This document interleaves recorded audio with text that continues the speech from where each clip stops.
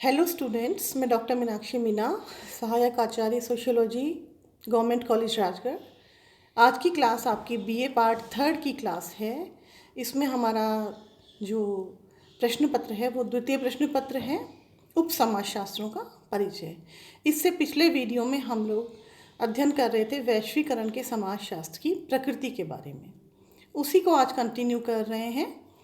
तो वैश्वीकरण की समाजशास्त्र की प्रकृति को निम्न बिंदुओं के अंतर्गत रेखांकित किया गया है।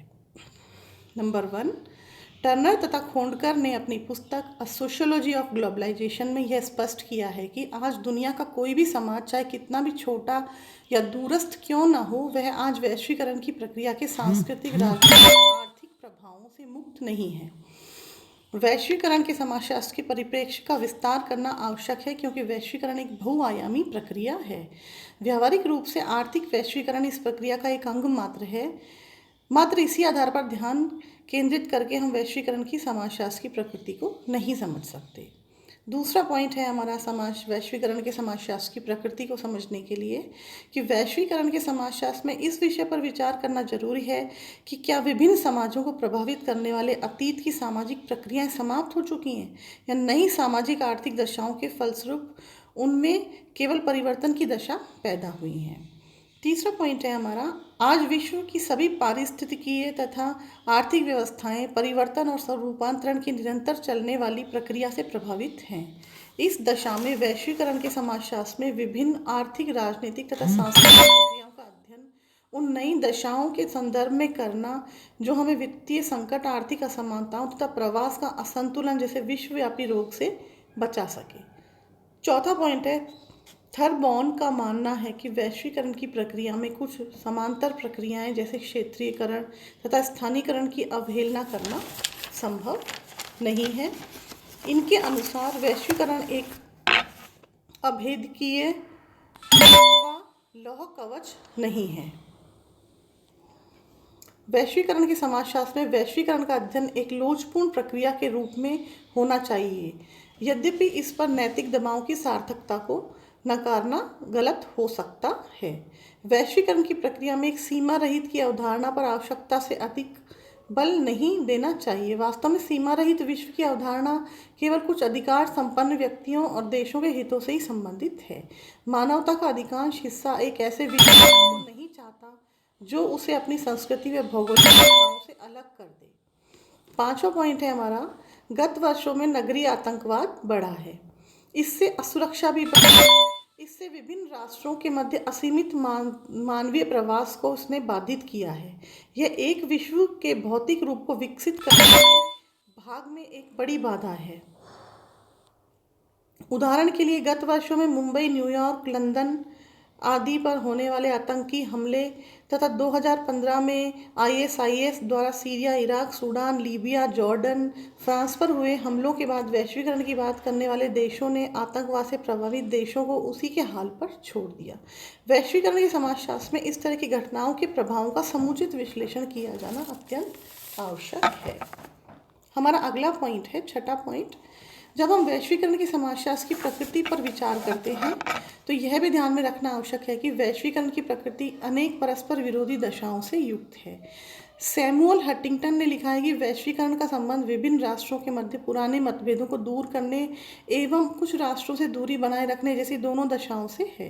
वैश्वीकरण की प्रक्रिया जहाँ विश्व के विभिन्न देशों को एक दूसरे के निकट लाती है, वहीं पूर्व व पश्चिम का भेद और ईसाई व मुस्लिम जगत का विभाजन भी एक वास्तविकता है।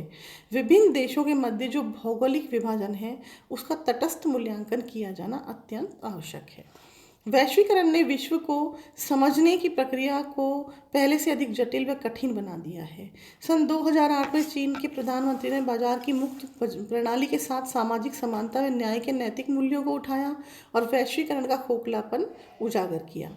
वैश्वीकरण के संदर्भ में यह प्रश्न भी उठाया जाता रहा है कि वैश्वीकरण के अंतर्गत जिन नव उदारवादी विचारों और खुली अर्थव्यवस्था की बात की जाती है उसका संबंध विकसित देशों के आधिपत्य से है अथवा पूर्व में स्थापित आधिपत्य को छोड़ने से है। वैश्वीकरण से संबंधित एक मुख्य विशेषता यह है, 8वां पॉइंट है हमारा, कि वैश्वीकरण से संबंधित एक मुख्य विशेषता यह है कि विश्व में नेतृत्व की प्रक्रिया लगातार बदलती रही है। विश्व की आर्थिक शक्ति के केंद्र में भी समय समय पर परिवर्तन होता रहा है। ऐतिहासिक रूप से विश्व व्यवस्था की आर्थिक अर्थव्यवस्था का रूप कभी स्थायी नहीं रहा है। 20वीं शताब्दी के आरंभिक वर्षों में आर्थिक व सैनिक शक्ति में जापान तथा जर्मनी का स्थान सबसे ऊपर था, किंतु द्वितीय विश्व युद्ध के पश्चात अमेरिका सबसे बड़ी आर्थिक शक्ति के रूप में उभरा।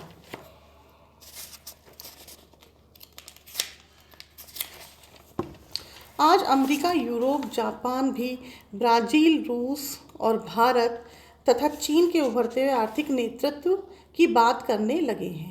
संसार की 500 बड़ी कंपनियों में से 117 इन 4 देशों का हिस्सा बन चुकी हैं। इन देशों ने प्रौद्योगिकी तथा नवाचारों के क्षेत्र में भी भारी प्रगति की है। इन दशाओं के बीच वैश्वीकरण के सबसे बड़े समर्थक देश क्या भविष्य में भी अपनी उन नीतियों पर रहेंगे जिनके द्वारा आर्थिक शक्ति का नया नेतृत्व करने वाले देशों के साथ कोई भेदभाव न हो? यदि इसकी संभावना कम है तो क्या वैश्वीकरण के वर्तमान रूप को एक स्थायी प्रक्रिया के रूप में देखा जा सकता है? अब स्पष्ट है कि वैश्वीकरण की समाजशास्त्र की प्रकृति उपयुक्त प्रश्नों और जिज्ञासाओं का ऐतिहासिक, आनुभविक एवं विश्लेषणात्मक आधार पर अध्ययन करने से संबंधित है। ये सभी प्रश्न जटिल होने के कारण वैश्वीकरण के समाजशास्त्र की प्रकृति भी जटिल और परिवर्तनशील है। इसका तात्पर्य है कि वैश्वीकरण के समाजशास्त्र की प्रकृति इस बात पर निर्भर करती है कि विश्व की भावी आर्थिक राजनीतिक संरचना किस तरह की होगी और उसमें होने वाले परिवर्तन की प्रकृति कैसी होगी। तो इस प्रकार आज हमने अध्ययन किया कि वैश्वीकरण के समाजशास्त्र की प्रकृति क्या है। वैश्वीकरण एक नया संबोध है और वैश्वीकरण का समाजशास्त्र भी समाजशास्त्र की एक नई उपशाखा है। तो इसकी प्रकृति निर्धारित करने के लिए हमें बहुत सी महत्वपूर्ण बातों का ध्यान रखना पड़ेगा।